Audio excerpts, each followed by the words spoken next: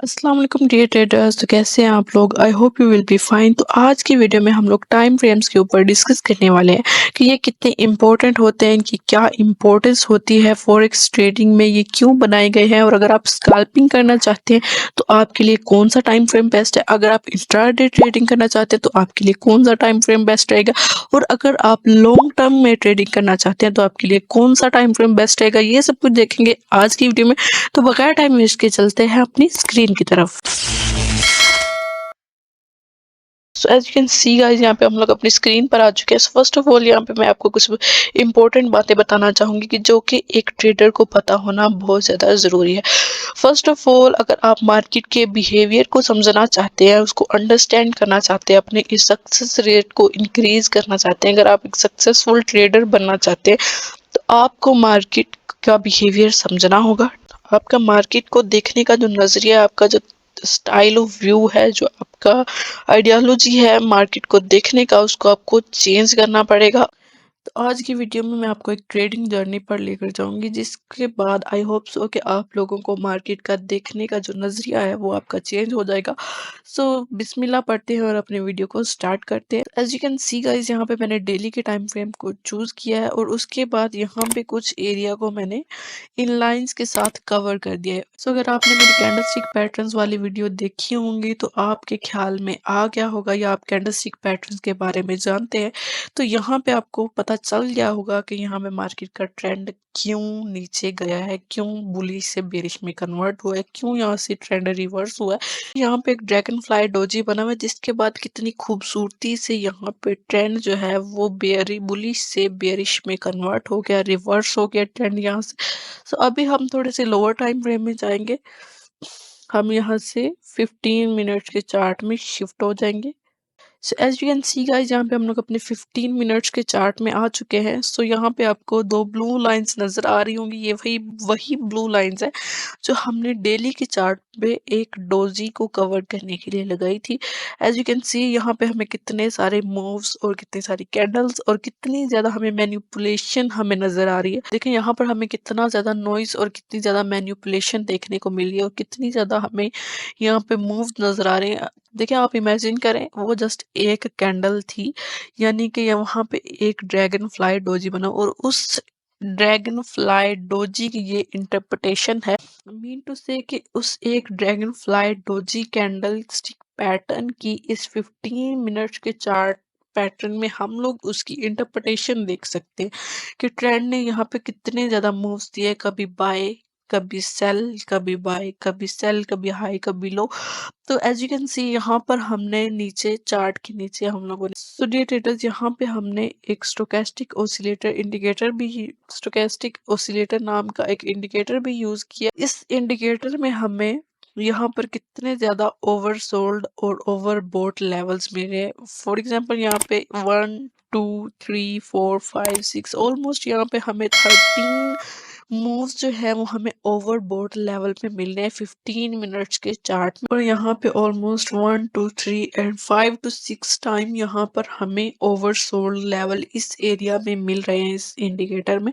So as you can see guys, यहाँ पे हम लोअर टाइम फ्रेम में अगर आए तो हमने कितना ज्यादा नॉइस, कितनी ज्यादा फ्रीक्वेंसी और कितनी ज्यादा हमने मैनिपुलेशन देखी। तो एज यू कैन सी, यहाँ पे हम लोग 30 मिनट्स के टाइम फ्रेम में मूव कर चुके हैं। तो यहाँ पे थोड़ी सी हमें क्लैरिटी देखने को मिल रही है 15 मिनट्स के टाइम फ्रेम के कंपैरेटिवली। 30 मिनट्स के टाइम फ्रेम में हमें थोड़ी सी क्लैरिटी यहाँ पे देखने को मिली है। सो यहाँ पे अब लोग हम इंडिकेटर को देखेंगे, 1 2 3 4 5, यहाँ पे ऑलमोस्ट 5 टाइम हमें ओवरबोट लेवल्स मिले। हम लोगों ने 15 मिनट्स के टाइम फ्रेम में क्या देखा था कि यहाँ पर हमें 13 टाइम्स ओवरबोट लेवल्स देखने को मिले, और नीचे हमें 7 to 8 टाइम्स हमें ओवरसोल्ड लेवल देखने को मिले। कि यहाँ पर हमें 1 2 ऑलमोस्ट 2 टाइम हमें ओवरसोल्ड लेवल देखने को मिले। थोड़ी सी हमें यहाँ पे क्लैरिटी आई है। सो हम थोड़ा सा मजीद हायर टाइम फ्रेम में मूव करेंगे और हम लोग जाएंगे H1 में। सो व्यूअर्स, यहाँ पे हम लोग H1 के टाइम फ्रेम में आ चुके हैं। तो यहाँ पे हम लोग देख सकते हैं कि हमें कितना एक ब्यूटीफुल सा सिनेरियो हमें देखने को मिल रहा है, कितना अच्छा हमें ट्रेंड, यहाँ पे कितनी अच्छी क्लैरिटी हमें देखने को मिल रही है, कितनी मैनिपुलेशन फ्री मार्केट हमें देखने को मिली है। यहाँ पे बिल्कुल भी नॉइस नहीं है, और यहाँ पे हमें इंडिकेटर में भी चेक कर सकते हैं, हमें वन और टू टाइम्स हमें यहाँ पर जस्ट टू टाइम्स हमें ओवरबॉट लेवल्स मिले, जबकि हमें ओवरसोल्ड लेवल जस्ट एक बार हमें देखने को मिला। थोड़ा मजीद हम इसको मूव करेंगे हायर टाइम फ्रेम में, हम लोग H4 के टाइम फ्रेम में जाके देखेंगे कि हमें अभी क्या क्लैरिटी देखने को मिलती है। सो व्यूअर्स, यहाँ पे हम लोग अपने H4 के टाइम फ्रेम में आ चुके हैं। तो यहाँ पर कितनी खूबसूरती के साथ उस सारे मैनिपुलेशन को जो हम लोगों ने 15 मिनट्स के चार्ट में देखी थी, 15 मिनट्स के टाइम फ्रेम में देखी थी, उस सारे नॉइस को इसने किस तरह से वाइंड अप कर लिया, कितनी खूबसूरती से इसने अपने अंदर समेट लिया इसको अपने चंद कैंडल्स के अंदर ही। और हमें यहाँ पे क्लियर कट मूव देखने को मिल रहा है, हमें क्लियर कट ट्रेंड यहाँ पे नजर आ रहा है, हमें कोई नॉइस नहीं देखने को मिल रही, कोई भी हमें फ्रस्ट्रेशन नहीं होगी, हम बड़े आराम से। और यहाँ पे क्लियर कट ट्रेंड देख सकते हैं, एज यू कैन सी। यहाँ पे हम लोग अगर इंडिकेटर में आते हैं तो यहाँ पे जस्ट हमें एक ओवरबोट लेवल देखने को मिला है, कोई ओवरसोल्ड नहीं, कोई मैनिपुलेशन नहीं है, कोई ऊपर नीचे ऐसे बार बार कोई हमें फ्रीक्वेंसी, कोई नॉइस देखने को नहीं मिल रही, बड़ा क्लियर कट ट्रेंड हमें मिल रहा है। और यहाँ पे हम लोग अच्छे खासे पिप्स में प्रॉफिट ले सकते हैं। फॉर एग्जाम्पल, अगर आप 15 मिनट्स के चार्ट का जस्ट इतना सा एक मूव है, इस इतने से मूव को अगर ट्रेड करोगे तो उसमें कितने से पिप्स होंगे? ऑलमोस्ट यहाँ पे आई थिंक 8 to 10 पिप्स, या इससे भी कम। इतने कम पिप्स में आपका क्या बनेगा? वहां पर आपको जस्ट अपॉर्चुनिटीज दी जाएंगी एंट्री की, वहां पे आपको एंट्रीज ज्यादा मिलेंगी लेकिन प्रॉफिट कम मिलेगा। लेकिन अगर आप हायर टाइम फ्रेम में आएंगे तो आपको एंट्रीज कम मिलेंगी और उसके कंपैरेटिवली आपको प्रॉफिट ज्यादा होगा। सो अब हम लोग मूव करते हैं अपने डेली टाइम फ्रेम पे, जहाँ से हमने स्टार्ट किया था।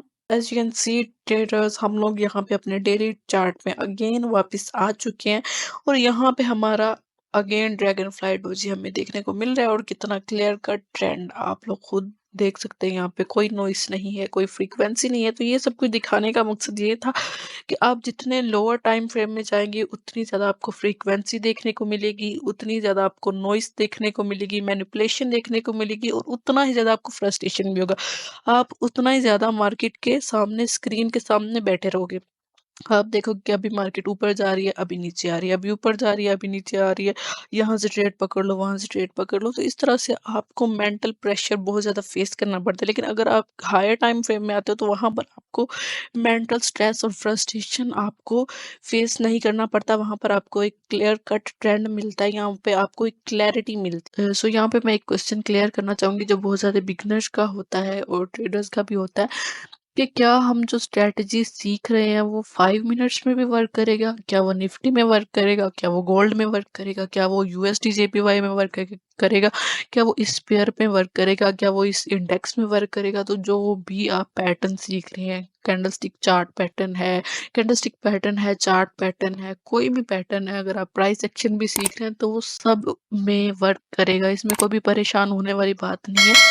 सो अगर आप एक स्कैल्पर हो और आप स्कैल्पिंग करना चाहते हो तो आपके लिए 1 मिनट, 2 मिनट, 1 मिनट से लेके 5 मिनट्स के सारे टाइम फ्रेम, ऑलमोस्ट 15 मिनट भी इसमें आ जाता है। तो आप स्कैल्पिंग करना चाहते हो तो ये आपके लिए टाइम फ्रेम बेस्ट है। और अगर आप इंट्राडे ट्रेडिंग करना चाहते हो तो 1 H1 H4 30 मिनट्स ये आपके लिए बेस्ट है। और अगर आप लॉन्ग टर्म में ट्रेडिंग करना चाहते हो तो आपके लिए H4 डेली और वीकली के ऊपर जितने भी टाइम फ्रेम्स आते हैं वो आपके लिए बेस्ट है। और उसके बाद अगर आप 5 मिनट में ट्रेडिंग करते हो तो आपको एक दिन में 15 to 20 एंट्रीज मिल सकती है। अगर आप 15 मिनट में करते हो तो वहां से आपको 8 to 10 एंट्रीज मिल सकती हैं।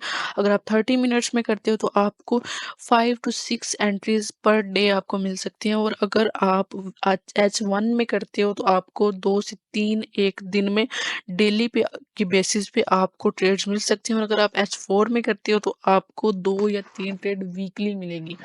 बस तो कहने का मतलब ये था कि जितने हायर टाइम फ्रेम में आप आओगे आपको क्लैरिटी मिलेगी, आपको एंट्रीज कम मिलेंगी लेकिन आपको प्रॉफिट ज्यादा होगा।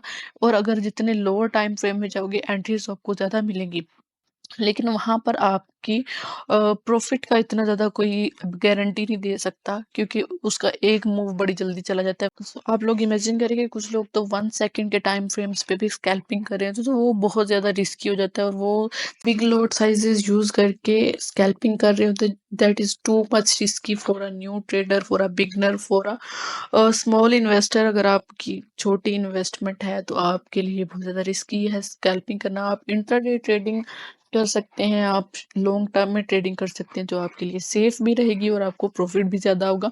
तो आई होप सो कि आप लोगों को मेरी वीडियो पसंद आई होगी। तो मिलते हैं किसी नेक्स्ट और अच्छी सी वीडियो में, तब तक के लिए अल्लाह हाफिज़।